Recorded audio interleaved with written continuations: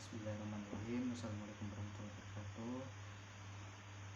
Saya Ibnu Fajar. Di sini akan mempresentasikan tentang argumen saya yang berjudul The Effect of Oral Motor Intervention on Oral Feeding, Reading, Readiness, and Feeding Progression in Pregnant Infants, atau pengaruh intervensi motorik oral terhadap kesiapan makan oral dan perkembangan pemberian makan pada bayi prematur.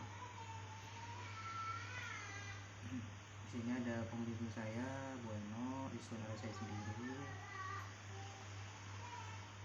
Untuk deskripsi umumnya, judul jurnal ada, penulis jurnalnya ada Nasir Mahmudi, Brenda Hesen Knoll, Rohaya Keika, Ilya Jalaluddini, Irsed Galdei, dipublikasikan oleh Iranian Journal of Neonatology pada 2019.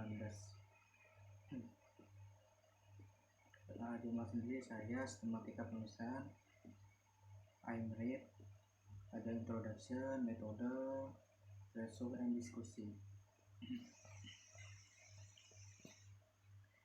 Judul dan abstrak. Desain dan penelitian ini adalah kuasi eksperimental. Untuk poin yang B, pada abstrak berisi metode, introduction, metode, result, conclusion, recommendation, hingga komponen terdapat pada judul dan abstrak sudah ditulis secara lengkap.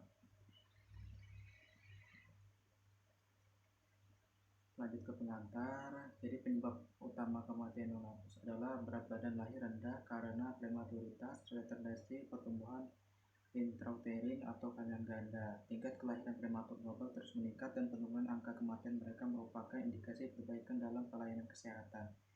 Jadi selama 10 tahun terakhir, tingkat keberlangsungan hidup bayi baru lahir dengan berat badan lahir sangat rendah melalui perawatan sebelum dan sesudah melahirkan, setelah meningkat secara eksponensial, dan salah satu kesehatan terakhir dalam perawatan mereka sebelum pulang adalah keberhasilan inisiasi pemberian makanan per oral.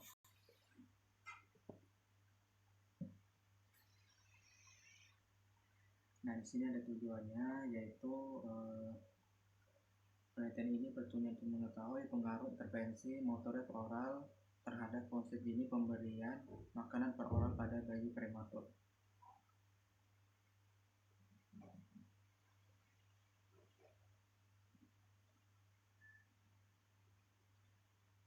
Lanjut ke metode. Desain penelitian menggunakan kuasi eksperimental yang dilaksanakan pada suatu kelompok.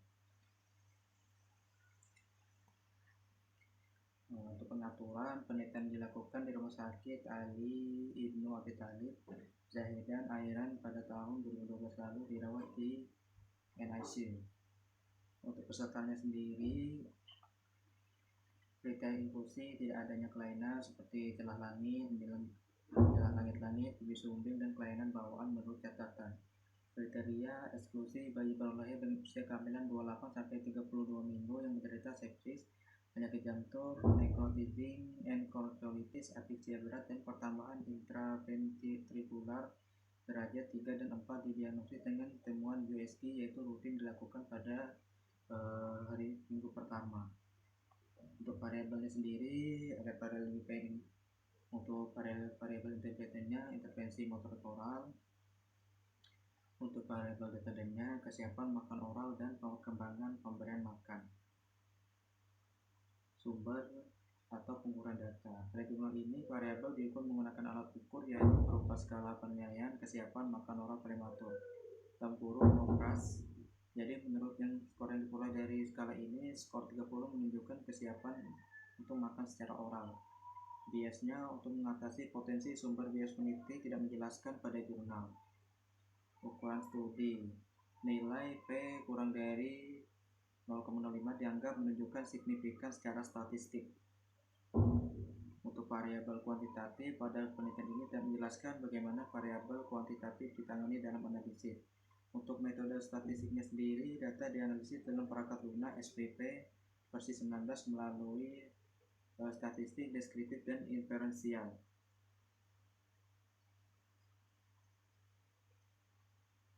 Jadi independent t-test digunakan membandingkan kedua kelompok hal waktu mulai makan oral dan lama tinggal di rumah sakit. Jadi sebuah perbedaan yang signifikan diamati di antara kedua kelompok mengenai lama tinggal di rumah sakit P sama dengan 0,027. Jadi dengan kata lain, kelompok intervensi memperoleh pengurangan lama tinggal di rumah sakit. Jelaskan bagaimana data yang ditangani. Jadi pada penelitian ini, peneliti tidak menjelaskannya dalam jurnal. Nah, baik pada poin B ini juga pada penelitian ini peneliti tidak menjelaskannya dalam jurnal. Poin E juga sama, tidak dicantumkan juga di dalam jurnal. Untuk hasil pada peserta, penelitian ini melibatkan 40 bayi prematur dengan usia kehamilan 28 sampai 32 minggu yang lahir di Rumah Sakit Ali Ibnu Abi Thalib, Zahedan, Iran. Jadi pengambilan sampel dilakukan selama 4 bulan pada tahun 2012. Jadi semua bayi secara acak dimasukkan ke dalam kelompok intervensi atau kontrol dalam blok 2 untuk memastikan pengacakan. Jadi untuk yang poin B, berikan alasan untuk tidak berpartisipasi dalam setiap tahap. Jadi peneliti menjelaskan yang tidak berpartisipasi dalam penelitian adalah bayi baru lahir dengan usia kehamilan 28 sampai 32 minggu yang menderita sepsis, penyakit jantung, necrotizing, enterokolitis, atresia berat dan pendarahan intraventrikular dengan derajat 3 dan 4 didiagnosis dengan USG yang dilakukan pada minggu pertama. Pertimbangan penggunaan diagram alir tidak disampaikan dalam jurnal. Untuk data deskripsinya sendiri, kriteria inklusi tidak adanya kelainan seperti celah langit, bibir sumbing, dan kelainan bawaan menurut catatannya. Untuk poin B, dalam jurnal tidak ada peserta atau data yang hilang. Untuk poin C, studi kelompok, meringkas, waktu, tindak lanjut. Itu juga tidak dijelaskan dalam jurnal. Data hasil. Jadi penelitian dengan melibatkan 40 bayi prematur dengan usia kelompok 28 sampai 32 minggu dengan mendapat sakit yaitu kelompok intervensi mencapai pemberian makan mandiri secara signifikan lebih awal dari kelompok kontrol. P sama dengan 0,034 dan itu durasi rawat inap lebih pendek pada kelompok intervensi dibandingkan dengan kelompok kontrol P sama dengan 0,027. Untuk hasil utamanya, jadi dalam penelitian ini peneliti tidak menjelaskan adanya data yang hilang. Untuk poin A, untuk poin B, laporkan batasan kategori ketika variabel kontinu dikategorikan. Jadi dalam hal ini peneliti juga tidak menjelaskan. Jika relevan, pertimbangkan untuk menerjemahkan estimasi risiko relatif menjadi risiko absolut untuk periode waktu yang berarti. Jadi di dalam jurnal ini juga tidak dijelaskan tentang risiko relatif dan risiko absolut. Untuk analisis lainnya, jadi tingkat kelangsungan hidup bayi baru lahir dengan berat badan lahir sangat rendah karena sistem pencernaan, pernapasan, dan saraf pusat bayi prematur belum berkembang. Jadi mereka perlu dirawat di unit beberapa intensif neonatal seperti NICU selama beberapa hari hingga beberapa bulan untuk mempelajari cara mengkoordinasi, menghisap, menelan, dan menafas untuk mencapai pemberian makan oral yang aman dan juga efektif. Jadi intervensi ini dilakukan untuk semua bayi prematur stabil dan dirawat di NICU untuk meningkatkan keterampilan status makan bayi sehingga mencegah komplikasi tumbuh kembang bayi prematur.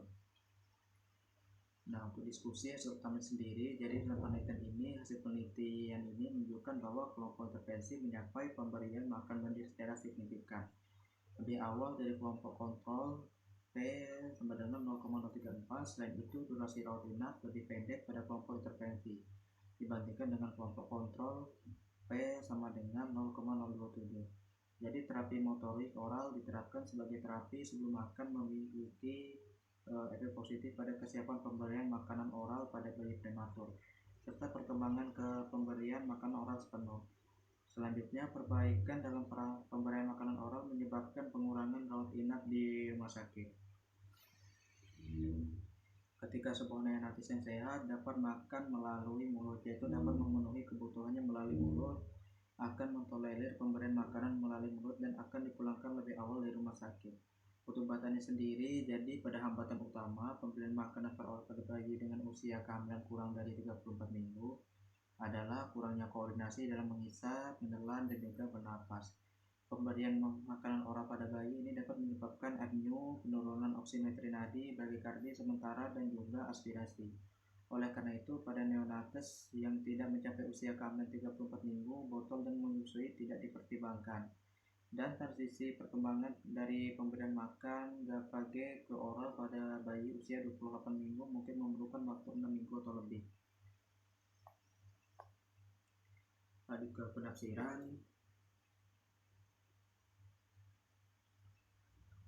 Protokol pemberian makan yang paling aman untuk bayi yang dirawat di NICU telah menjadi masalah kontroversial bagi dokter, orang tua, dan perawat bayi baru lahir dapat dipulangkan. Ketika mereka mencapai pemberian makanan oral yang efektif, namun jalan dari GAPAG ke total oral feeding bisa jadi sulit untuk bayi prematur. Protokol pemberian makan oral dilakukan ketika neonatus memperoleh skor 30 dan di atas dari 38 dan mentoleransi volume pemberian makan GAPAG sebagai berikut. Volume pemberian makanan GAPAG diberikan menggunakan jarum suntik 5 cc pada hari berikutnya. Frekuensi pemberian makanan per oral ditingkatkan 1 kali sehari sampai bayi bisa mendapat makanan per oral penuh. Selanjutnya, lama tinggal neonatus di rumah sakit dihitung dalam penelitian ini.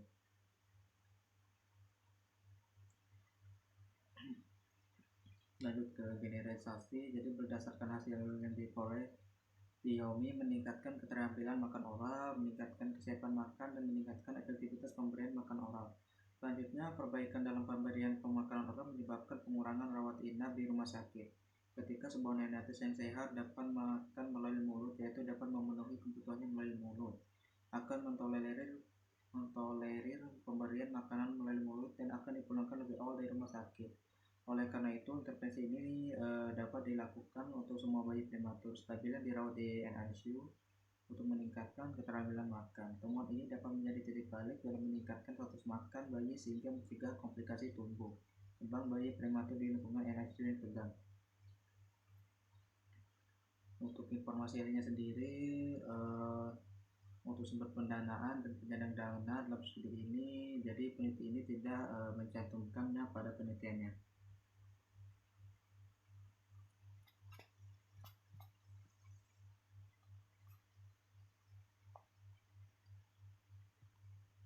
Baik, mungkin itu saja yang bisa saya sampaikan. Kurang lebihnya saya mohon maaf. Bila bisa bilil haq, wassalamualaikum warahmatullahi wabarakatuh.